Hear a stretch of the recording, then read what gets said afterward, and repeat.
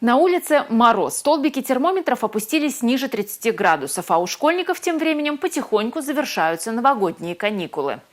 Как будут работать образовательные учреждения в такую погоду, прокомментировали сотрудники Министерства образования и молодежной политики Чувашской республики. Школы работают при любой температуре на улице. При неблагоприятных погодных условиях общеобразовательные организации обязаны организовать учебный процесс для любого количества детей. В школах должна быть комфортная температура в соответствии с санитарно-эпидемиологическими правилами и нормативами.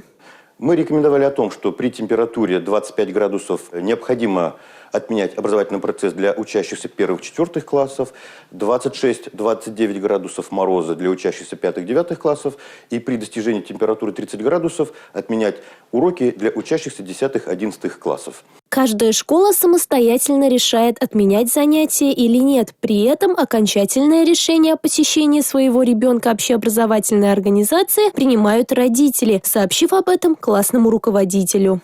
Если все-таки учащиеся 1-4 классов идут в школу, то родители должны их сопровождать и встречать после занятий, потому что на улице холодно, и дети должны быть под присмотром. Многие школы республики выйдут из каникул уже завтра. Первый заместитель министра образования и молодежной политики Чувашской республики также отметил, что если морозы продлятся еще некоторое время, то ученики смогут учиться дистанционно. Милена Алексеева, Елизавета Цветкова, Павел Иридков, Республика.